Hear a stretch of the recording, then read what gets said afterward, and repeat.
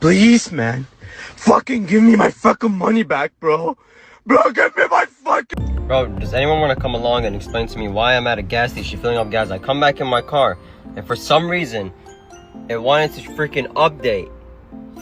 Without even letting me know, it just wanted to update. I've been here for around 5 minutes, and it still says 10 more minutes remaining. I can't even turn on my car, and now I'm stuck with people behind me and shit. Because it decided to update all on its own. And to add to that, it's 91 degrees and my AC isn't on, and I can't even unlock my door because it says my locks are not working. Like, bro, what? I think the era of the subscription model is already wearing thin on people. I talked with someone yesterday who said they bought a 97 Toyota Land Cruiser because they'd rather have that than whatever it is car companies are churning out today.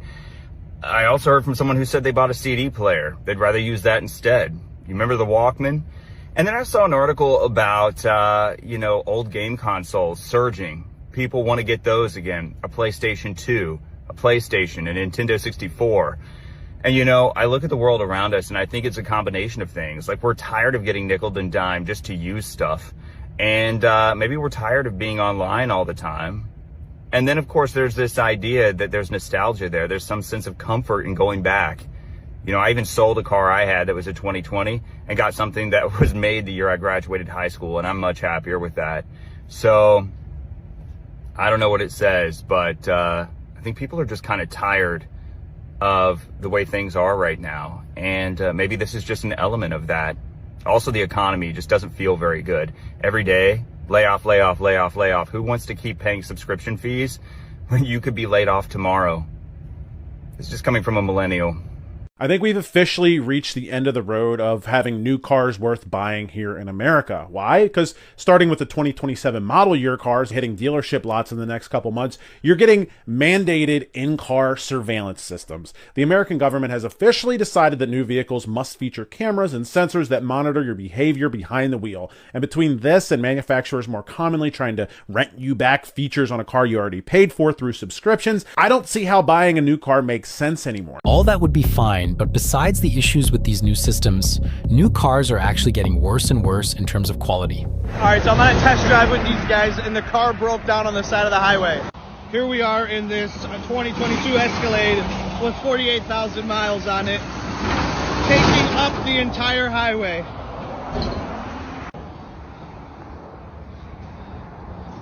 This thing is completely stuck in the middle of the road. Got a car from the dealership that came out to assess what's happening.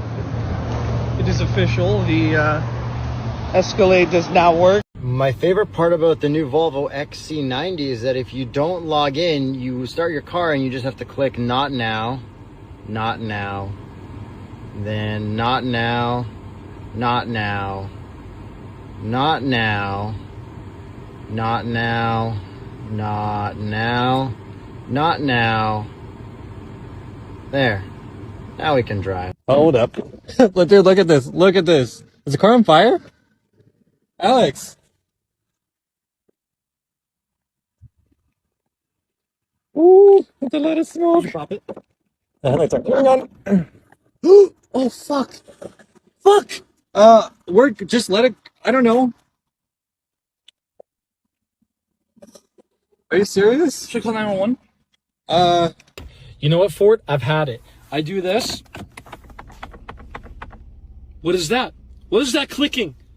What are you telling me? Are you telling me that my transmission is going out? Because instead of it going 1 to 3 like it goes bam!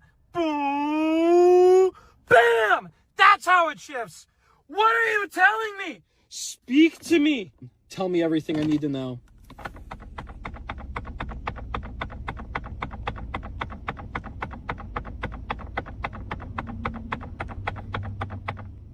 I don't know what that means. So I've always been a Mercedes person until recently. Just look what changed my mind. Everything in this car creaks. Like, what is this build quality? How does this pass simple inspections, to be honest? Like, well, first time in the snow with this bad boy.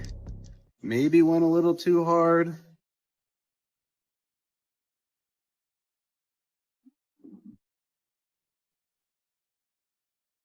That can't be good. GM just announced the stop sale on all the 6.2 liters, and this made it to a whopping 12,000 miles, which is crazy. But I want you to take a listen to this. You can very slightly hear it knocking just at the bottom end. I wish I had a better microphone to put all the way in there. But when I say you need to run from the 6.2 liter, I tell you, you need to run. I am a huge GM fan. I've already owned 3 new Silverados on this platform generation of GM products, but I cannot recommend these things to anyone. 12,000 miles, and look at the plastic already. It's that scuffed up just getting in and out of the car. I get it, like you could say that's the owner's fault for scuffing the car and stuff like that, but it's all these plastic, the cheap carpet. I mean, look at this. Like, it's literally like, this is what used to line the bottom of trunks. This is now the carpet throughout your whole car, and this is in $100,000 Cadillac. I guess the only good news is if you can afford one of these, I guess you can afford to be without a car for a little bit once the engine dies. But if it's not the 6.2 blowing up, it's not the 5.3 dropping lift, it's not the 2.7 having total engine catastrophic engine failure, and it's not the diesel blowing up on itself too, what engine does GM make that's worth anything anymore? You literally have to go to a 2500 and get the 6.6, and I still feel like you're playing. Technology does not equal luxury. Nowadays, luxury cars do not exist anymore. Right here is a 2026 5 Series, and right here is a 2026 Kia. Tell me why these interiors basically look identical. Right here is a 7 Series and a 5 Series from back in 2015. Both of these cars could be equipped with things like soft closing doors, massaging seats, heated and cooled seats, heated steering wheel, all these different features and amenities that made a luxury car a luxury car. This is Kia back in 2015. Now, I'm not going to act like I know Kias from back in 2015, but I'm almost 100% sure they didn't even have half the amenities that BMW had back in 2015. Nowadays, all we need is a giant flat screen TV and we have our luxury car. Basically, every new car is a luxury car. There's absolutely no reason why a top trim BMW that costs over $100,000 like the G90 M5 has a very comparable interior to a Kia. I personally miss old luxury cars where you didn't need big screens or big ambient lighting strips all around the car for it to be a luxury car. Back when car brands like Lexus had things that no other car brand had. And cooled seats for its time, full leather interiors with powered seats. Cars were so baller back then that they used to come with their own phones. Nowadays, all you need to be a luxury car is to have a big flat screen TV and maybe some ambient strips from Alibaba. Pretty soon by 2030, we're gonna have cars that are looking like this and everyone's gonna scream luxury. Personally, I don't see one luxury amenity in this car besides a big giant flat screen TV. This is technology, not luxury.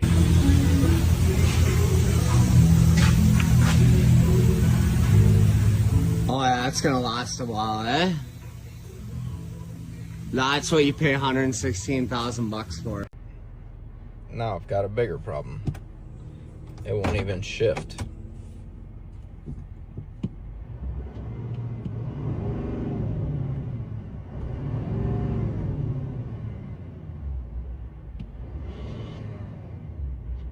What are you getting mad at me for now? Because you bought this stupid ass truck and look at, turn the camera over there. Over there. Oh. And for what? The check engine? Yes. And then you went and did a bad thingy and all that bullshit for the engine light to turn off. I told you, piece of shit Fords, but you don't listen. New cars suck. Glass headlights, plastic headlights. Flimsy plastic, stiff. Fake vent number 1, 2, 3, 4. Not a single fake vent on the Celica. What even is this button? I can't believe this is actually your parking brake. And this is what you use to shift the car? Real e-brake and a manual transmission. No screens either, and it's very driver focused. Andrew, what's your favorite thing about your car? The fact that it'll gap yours. You know what? You do have me there. All of this plastic is disgusting. You can actually see my turbo. It is very cool to see how far Toyota has come in 30 years. It's also great that you can still see 30-year-old Toyotas on the road today. Will that happen with a BMW-made Toyota though? I don't know. It's also awesome that Toyota is continuing to make awesome sports cars, even in a time when we have super strict regulations and no one wants a manual anymore. Which styling do you like more, new Toyota or old Toyota? All jokes aside, both of these cars are awesome in their own way, but I do have to admit, BMW does know how to make a good car. We could have a race to the bottom because we have brands that are in such trouble. Ram, Stellantis, in horrible trouble. Ford with all of their F-150s sitting absolutely everywhere, 103 days supply and rising. And if the economy gets worse, well, people are going to buy fewer vehicles. And if prices continue to rise, well, people are going to buy fewer vehicles. We already have a problem at these dealerships. Ford is doing what they can right now with this program. Stellantis is doing what they can right now with this program to try to help dealers actually move inventory. But might be too little, it might be too late. And if that's the case, then we could see a scenario where, okay, Ford came out with employee pricing. Now Stellantis does to make themselves more competitive. And then you get other manufacturers that do the same thing. Well, they might find out that it doesn't work, or if it's not too much. Then Ford comes out and say, well, you know what? Every one of our F-150s, we're going to lower them by $15,000. Then you have Stellantis come out and say, well, every Ram truck, we'll lower by $18,000. And then you can have this major race to the bottom because manufacturers are having a hard time moving these trucks because the economy is slowing. And when the economy is slowing, I can guarantee you that these $60, $70, $80,000 F-150s are not going to move any better than they're moving right now. And right now, we already have a major problem. All right, guys, so here is my 2019 Range Rover SVR. I bought this with right around 40,000 miles. It's got 86,000 miles. Beautiful car, beautiful estro blue, carbon fiber hood, added some Boston wheels on it. So the Range Rover SVR has a 5.0 supercharged V8 that pushes 575 horsepower. As good as this car looks, this has been the most problematic SUV I've ever bought. Now, don't get me wrong, it looks good, it sounds good, but it is not reliable. I have already had so many suspension issues, right? I've had sensor issues, TPMS, key. I've had 2 power steering motors go out. These Range Rovers eat through brakes and rotors like it's just an appetizer. I've went through so many brakes and rotors with this car. Now, 575 horsepower is a lot, but this is a pig. It is huge and it weighs a lot. I will say this, the SVR does look good and the exhaust on the SVR does sound amazing. Now, for as expensive as this car is, in my opinion, the interior is super bland. You get very finicky seats, very finicky, cheap interior sort of finishes, and it is not durable. I mean, it creaks, it cracks. Also, the amount of radio and Bluetooth issues I've had with this Range Rover and other Range Rovers, it's just astronomical. So if you want to look good, buy a Range Rover SVR. If you want to be smart and not spend a lot of money and waste all your money on maintenance, don't buy a Range Rover SVR. Bro, you got a new Jeep. Is it powerful? No. Is it comfortable? No. Is it smooth? No. Is it fast? No. Is it roomy? No. Okay, it gets good gas mileage, right? No. It's got lots of cargo space? No. It's good at towing? No. Is it affordable? No. Okay, it's got to be reliable? No. Then what's so great about it? Bro, this is an off-road machine. So you're going to take it off-road? No. There's a pretty good chance we're the last generation of car enthusiasts. Every single year, emissions requirements just become more and more strict, and cars have to become heavier and heavier just to meet these standards, meaning that the cars become more complicated. And a lot of the cars these days, you can't even pop the hood to work on it yourself. We've almost completely lost the right to repair. I mean, the new Audi RS5 Avant is over 5,000 pounds, and the M3 next generation will probably be pushing around that number too. Design language has also gone out the window. Almost every single car is trying to be as minimalistic as possible. None of them try to set themselves apart, and it's horrible. Don't even get me started on the racetracks that are closing all over the United States. It seems like every single week I hear about a new racetrack that's on its way out. It just gives people less and less opportunity to really dive into the hobby. And then not only are we losing racetracks, but we're also losing amazing events because people just don't know how to act. It's like all you had to do was show up and act like a normal person, but people just can't sit there and enjoy the hobby for what it is. They have to ruin things. I'm going to show you how bad repos are getting and how new these vehicles are that are getting repossessed by the banks and being sold at the auction. Look at this.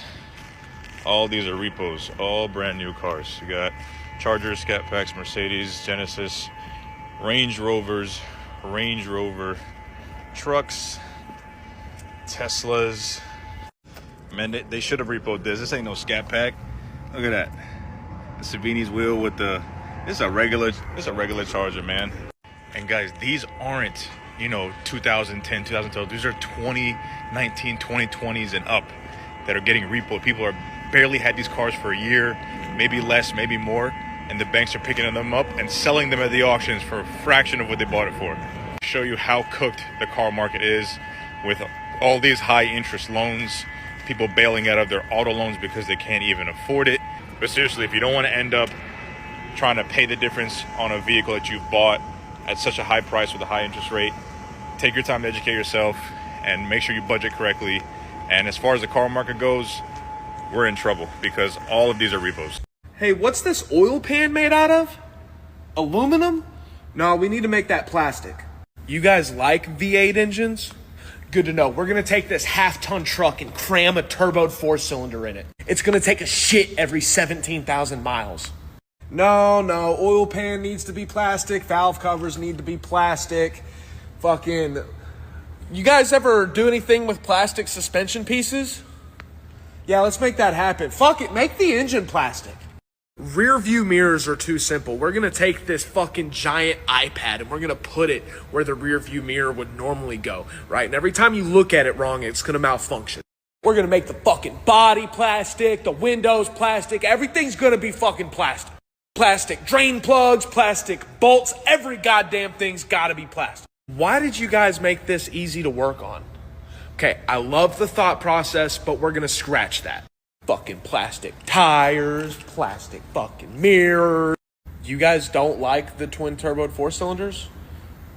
What about 3 turbos? Brand new Mazda already broke. 2 months, 3,500 miles, and it's broken. It needs work. Should have just bought a Toyota.